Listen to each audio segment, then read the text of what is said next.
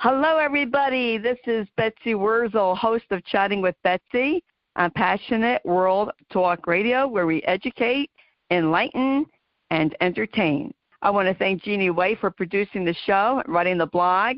Please read the blog. It's going to have a lot of information about my guests. And thank you to Lillian Caldwell, CEO of Passionate World Talk Radio. Folks, pull up a chair, have something to drink, get a paper and pen. Because if you ever wanted to tell your life story, you didn't know where to begin, or you want to ask a relative their life story, you didn't know where to begin, you're going to want to hear our guest. Also, your wishes for your end of life. What questions should you be asking yourself or somebody else? So I want to welcome Jolene Hill, who is CEO, founder, Your Life Talks, which also has Your Life Wishes and Your Life Story and Your Life Talks app. I went on this app. It's fantastic. I think it's brilliant. Welcome, Jolene, to Chatting with Betsy. Thank you so much, Betsy. It's lovely to be chatting with you today. Finally, we could connect. It's been a challenge, folks, connecting. Jolene's in Australia. You're my first person from Australia that I am interviewing. Oh, wonderful. So thank you. So how did you come about with this idea, Jolene? What made you start this? Because it's brilliant. It's just, like when I was looking at your app and the questions, I was like, this is really great to sit down with a family member and get the history and get the wishes. So go ahead, tell how you came up with this. Well, that's wonderful to hear that because I'll give you some background briefly. It came about from both my personal and professional life. So my career was as a funeral director. I'm in Brisbane in Queensland, Australia, so I was a funeral director for a number of years. And I sat with a number of hundreds of families over that time. And I came to realise from sitting with them and chatting that quite often when one of their loved ones has passed away and you sit and you ask them some questions to help them with writing a eulogy, it's interesting how their adult children often don't know a lot about their earlier life in particular. I could ask a simple question like, what was your father's first job? And 3 adult children would all give me a different answer. They all had a different part of their dad's story. And I came to realise that we really don't talk a lot about our life story over the dinner table quite often. And, you know, it's such a shame because when people pass away, so often their stories die with them. So that was one part of my experience. And the other part is my personal life. My husband passed away from cancer 11 years ago, and I was his carer for 17 months. And I know that when he was unwell, and we have 5 adult sons, we have a large family with their partners. One of the things that particularly helped him a lot was when we sat and we asked him questions about his life, and he got to tell his sons lots of stories from his earlier life that they hadn't heard before. In fact, we'd been together nearly 40 years, and there was a lot that I didn't know when he told the story. So it was something that both lifted his spirit, but also one of my sons started recording the stories. So now it's wonderful. We have this wonderful personal history that my sons can pass on to their families of their grandfathers. So I came to realise how important it is that we all do this. Yes, and I definitely believe in being proactive and telling people, you know, plan your end of life. It's not being morbid. It's helping your relatives. It's actually a gift to your relatives to plan your end of life, what your wishes are, what you want at your funeral or your memorial service, whatever you have. And knowing the family history that can be carried down to generations is just, a gift, really. And I love the fact, Jolene, that your app is in 5 different languages. Can you tell the audience what those languages are, please? Yes, so far we have Spanish, we have Polish, Vietnamese, Chinese, and we're just finishing with the Italian translation now. So we will continue on with other languages. I'm very passionate about making sure that the resources are available to everyone. And just going back on what you were saying there, actually, Betsy, what we have found is that encouraging someone to talk about their life story, and I know this from my husband, they often, when they start to tell stories from their life, they will talk about what was important to them during their life and the values that they held dear to them. And when they talk about that, that is a natural segue into talking about what is important to you in your future. So the life storytelling is reflecting on your life, but it's a natural segue into looking into your future.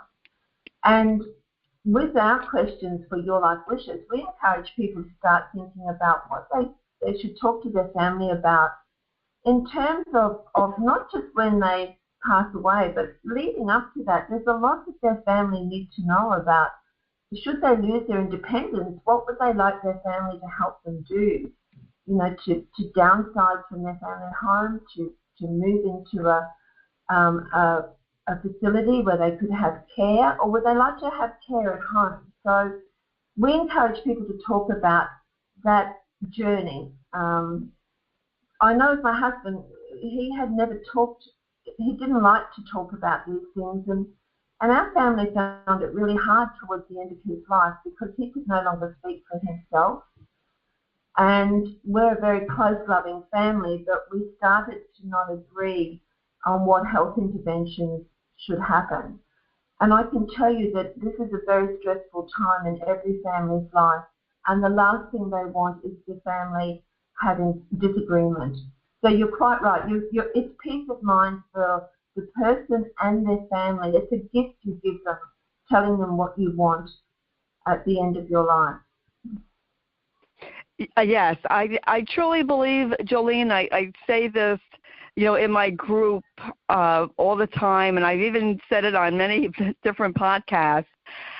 We plan our life, right? We plan what kind of job we want, an image of who we would like to marry. Sometimes that's the complete opposite of what happens, but we don't plan our end of life. And a lot of people don't want to talk about it. I think it's morbid. It's not morbid, folks. It's a gift, actually. I had asked my husband what he wanted for his funeral, and, before he got into advanced dementia, and I'm glad I had asked him. I just want to make it clear, Jolene, that your life wishes, these are questions. It's not a legal document. You need to go to your attorney for that. Absolutely. The conversation starter cards and our apps are all about kickstarting these conversations. Particularly Your Life Wishes, people just have difficulty broaching this conversation with their parents or grandparents or aunts and uncles. But they will be surprised once they start asking the questions. Quite often people do want to talk about it. They want their family to know these things. It's just that barrier there. I say to people, talking about sex won't make you pregnant, and talking about dying won't kill you. So there is no need to have this reticence to bring the subject up, and it's such a wonderful gift to give your family that conversation is out there and they can talk freely about it. Yes, I totally agree. And as far as life story, I loved to hear my grandmother talk about her life and fleeing Europe and coming to America. I wish I asked her more questions about her experience on the ship, but she didn't really talk about that. Maybe it was too painful for her. I don't know. But my grandmother could have written a romance novel. It was a beautiful love story of how she left with my grandfather. They were teenagers, and they, fled Europe with their family and for their life. And you don't know these things unless you were to ask. Can you give some examples of questions that are on the cards? Yes, certainly. I'll just mention that one of the things you said to me was people say they don't know where to begin, or they say, I don't have a good memory, or they say, I'm not very interesting. I don't know what I would write down. Now, all of those two things disappear, those barriers, very quickly once you start asking people questions. And we have, there doesn't need to be a timeline to when people talk about their life stories. It's really just reflecting back. And it's interesting once you start to reflect. For instance, you ask for an example of a question. An example would be, in your childhood, what did you think you wanted to be when you grew up? They're open-ended questions because people start to reflect and they might say, well, look, I thought I wanted to be a nurse. And this will lead to a story about why they didn't become a nurse, why they actually became a kindergarten teacher. But the stories lead from one to the other. They start to tell you one story to sort of answer a question, but it leads to quite often another 4, 5 or 6 stories that are attached to that story. And it's very interesting how those stories will start to come back into people's minds once they start talking. I know myself from giving talks out in the community, I listen to people telling me a story from their life, and it will jog my memory. And I think, wow, I'd forgotten that I had done that. Until you start reflecting on your life, these things start coming back to you. They actually start flooding back. We tried to make the questions, we have timeline questions like, were you named after somebody? Do you have a nickname? How did the nickname come about? They're very definitive questions, but then we have the open-ended questions, like what is the most important thing you learned from your parents? Or what is your greatest accomplishment in life? When was the time you were really frightened? Or when was the time you laughed so hard that you almost cried? So we leave it open to people to start to reflect on these things from their life, and it's wonderful. Like you said, with your family member, the stories that come out are just amazing once people start telling their stories. Yes, and I really would highly recommend if you have any relatives, this is for the audience, that were in a war, World War II. World War II vets, there's not too many around. Do you have a relative that was in World War II? See if they'll talk about the history, Vietnam, Korea. This is important history you want to know. My dad didn't talk much about the war. He was in the Navy in World War II. He was down your way, Jolene. He thought Australia and New Zealand were beautiful. But but try to get the history. Did they come to America? Did they come to Australia? Wherever you are, how did they get there? I think it's really important. I tell people I am actually a byproduct of illegals that came in through Canada. My grandparents, my mother's parents came in illegally through Canada. My grandfather became a citizen, and my grandmother couldn't because she was a caregiver to her mom. Oh, but wow. So my father's parents, they came over as children. They came in legally.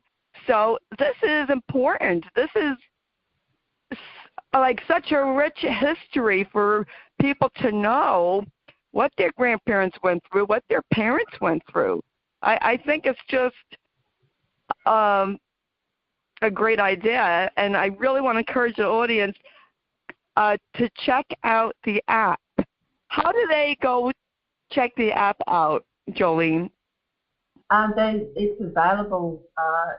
It's available from the App Store if they have an Apple phone, or it's available on Android phones from the Google Play Store. They just search for Your Life Talk, and they'll see the app come up, and they can download it. We have made it a very small cost to download the app. There's no subscriptions. They're not signing up to be charged every month or year. It's simply a very small purchase they make, and they'll have access to the Your Life Story questions or the Your Life Wishes questions on the app. And I just wanted to add that, you were just saying how important it is, and that's correct, Betsy. We all have a unique first-hand account of our culture and history that nobody else has.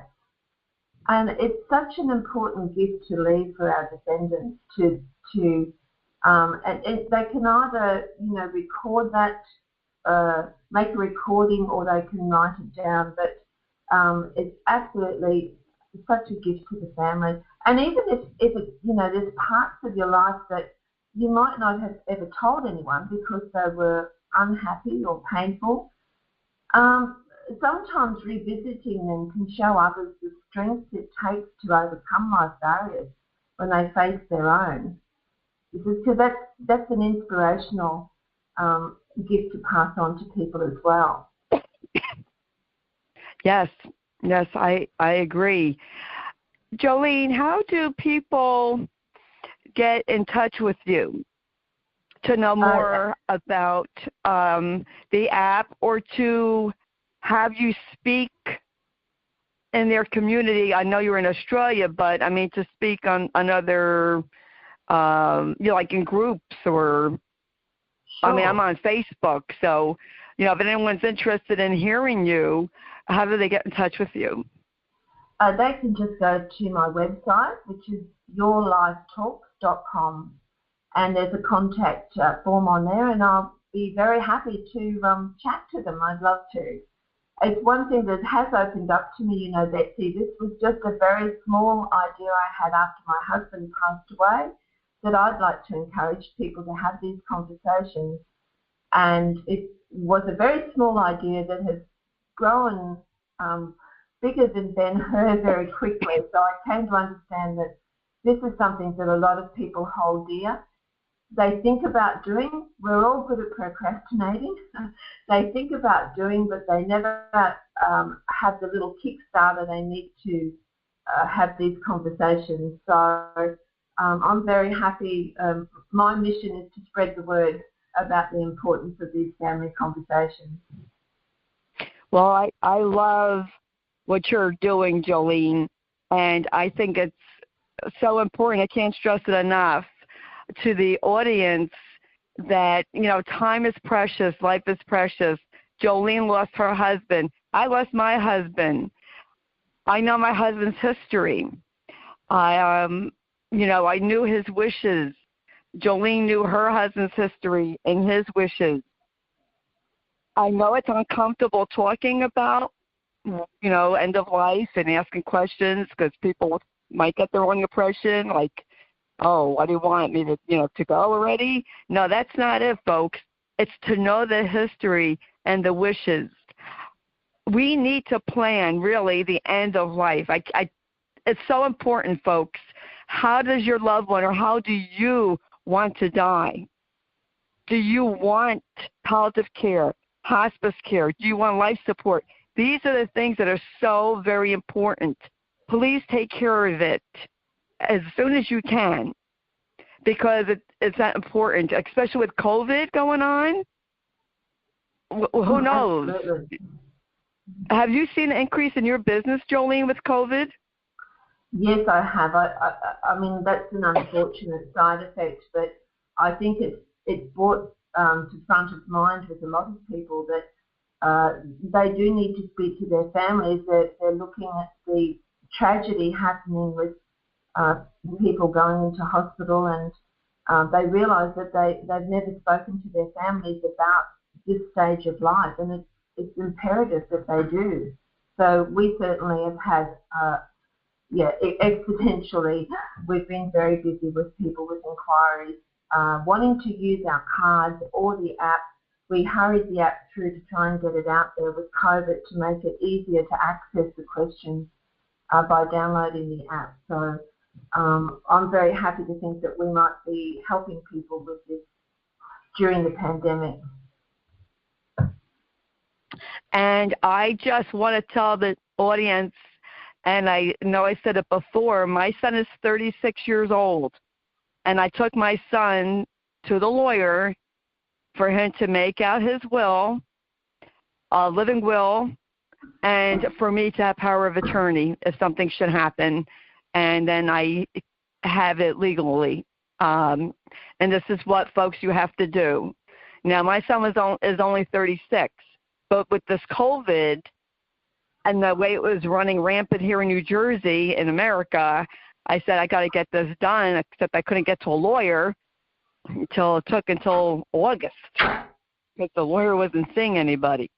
So it's very important, folks. I think if you're 18, which is legal here in America, go to a lawyer, get your living will, and make your wishes known. It's okay. At 18, you can always change it. This is not a permanent thing, right, Jolene? It can Absolutely. be changed. Absolutely. I'm just about to point out sometimes people say I might change my mind. And I said, that's absolutely fine. You can change your mind as often as you like, but you need to make that initial step and put these documents in place. I had a lady say to me that talk recently, she said, I think all of that is wonderful, but I won't do it until I need to. And I waited a moment and I said, how do you know when you will need to? And she said, well, I'll know when it's getting close. And I said, but that is the point. You will not, we don't all know, none of us know when we're going to be approaching the end of our life. Nobody's going to drop a checkered flag and say, you had better do this planning now. So, we need to do this right now while we're thinking of it. We can have peace of mind, and so can our family, and we can change it whenever we like. If we have a change of heart about something in our final wishes, we can always go back and change them. A lot of people do say to me, I've put everything in place, I've made my will in my power of attorney.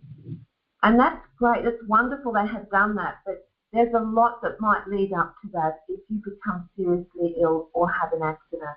So you do need to cover those questions that we have as with regards to your health care and health intervention at the end of life. So it's so important.